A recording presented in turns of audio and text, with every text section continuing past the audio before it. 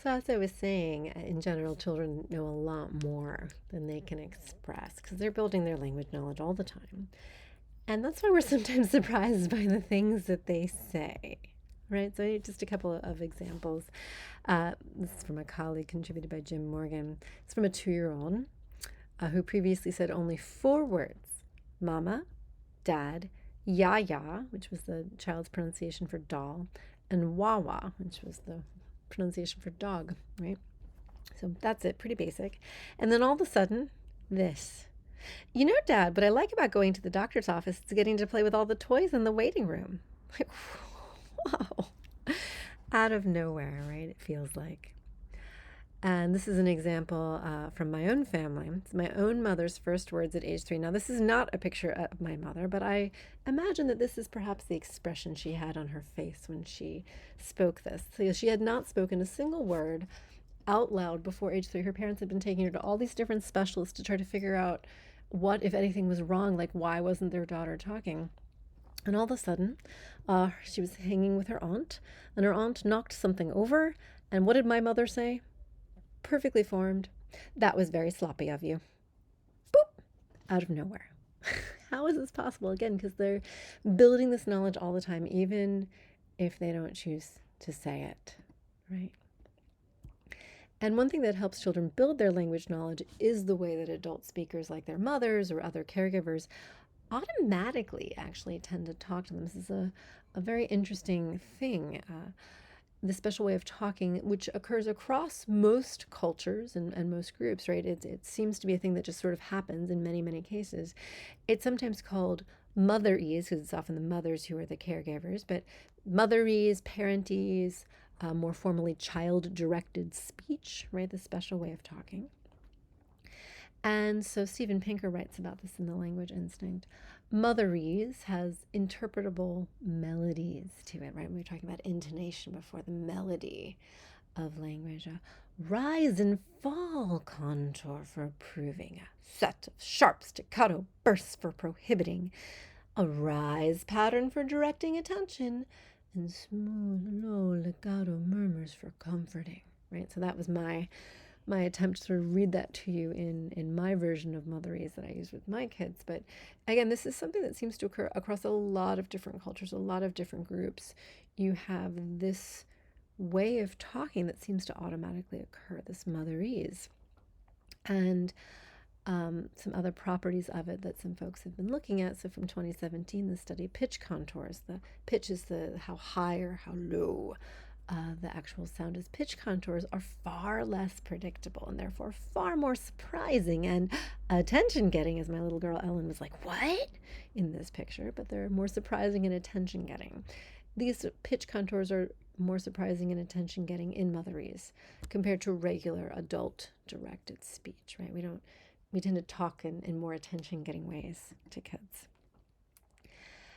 Also, topics in motherese, this is from a study in 2013, tend to be about what we call the here and now, making it easier to link words that you hear to their meaning. So in this picture right here, we probably are talking about, say, Lindy's sun hat or her dress or the fact that it's sunny out or something about what's going on in the here and now. Children of caregivers who do this more talk about the here and now, they learn vocabulary faster, so it does seem to be helpful. And another 2013 study, this time by Yurovsky and colleagues, when talking about objects, English adults tend to say the name of the object last, making it sort of predictable position about what word refers to the object. So when we're looking at this, an example of saying the object last would be something like, what a pretty sun hat. Or sun hat, right, is the thing said last. It's maybe the new object that we're talking about, right? This is a tendency, right, that seems to occur in English-speaking adults in motherese. Also, motherese speech tends to be repetitious. So, what a pretty sun hat. Oh, I love your sun hat, honey. Your sun hat looks so nice. What a beautiful sun hat. This is definitely something I would say to my 2-year-old, who's my now 3-year-old, right? And, one of the nice things about it when you have very repetitious speech is it makes it easier to remember things when you, say, have a shorter attention span because you're a very small child. So that property of motherese is very helpful. And Another thing that adults tend to do is to expand children's utterances. So if my daughter says sun hat, right, I might say something like, yeah, your sun hat is so pretty, right? Like I'm sort of showing her in some sense, modeling for her by example, maybe the meaning that she wants to convey in language, right? She wants me to see that her sun hat's really pretty. And so I say that, even though all she said was sun hat. In general, something that's pretty cool, and this is from a set of studies from 2016 and 2019, motherese tends to be tuned to the level of linguistic complexity that the child can handle till around age 5. That is, we automatically seem to structure the way we talk to kids from when they're very, very tiny, a couple months old, till they're 1.5, 2.5, 3, right? We somehow tune things. We're tuned in, right, to the level of language that they can handle. That seems to be a thing that adults actually do pretty well when talking to kids. And this contrasts with adult directed speech, words that are simply overheard with one adult talking to another. These tend to not be so helpful to kids. They have very little impact on vocabulary development until kids are preschool age, right? So kids benefit from having that child directed speech, that motherese, tuned to the level of complexity that they can handle, that they can learn from.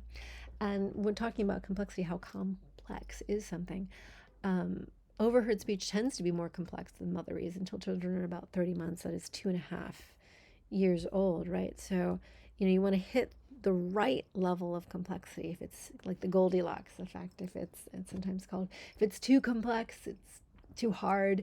If it's too simple, it's too easy. Get hit just right level of complexity, and then that's really good to learn from. That's what kids will really respond to in motherese. Now, in general, motherese seems to be really helpful for language development, right? Whether you have little babies or little toddlers, right? Motherese seems to be really helpful. So here's, just a couple of examples. So just 24 hours after birth, these were my babies, my little triplets. The sound of a mother's voice actually specifically activates the language processing and motor circuits of the brain, more so even than another female voice, right? The mother's voice in particular. And older children, like my little toddler Lindy, who receive all of their parents' motherese, generally develop language earlier than later born children who have to share it with their siblings. But of course, your mileage may vary on this, but that tends to be what we see, right? Having more motherese is better. And in fact, this was a more targeted study from 2018 and then again from 2020, another set. Parents who were actually coached to use more motherese with their younger kids, with their 6-month-olds, right, and their 10-month-olds, ended up, when using more motherese, when directing more of those interactions, they ended up with 14-month-olds who produced significantly more words, and 18-month-olds who had more vocalizations, more conversational turn taking, right? The fact that when I talk, you listen, and when you talk, I listen. We take turns exchanging information. That's conversational turn taking. At 18 months, when they heard more motherese when they were younger, they were better at that and they had larger vocabularies, right? So motherese does seem to be pretty helpful. And in general, we can also see this is from a 2006 study, but children who attend daycare centers with more one-on-one contact with an adult who are getting more of that child-directed speech, this is my daughter Lindy at her daycare, what she loves, they tend to acquire language more rapidly than children who get less one-on-one adult contact, right? So there's definitely a lot of different evidence that motherese, this kind of child-directed speech, can be pretty darn helpful. So it's a good thing to do, actually.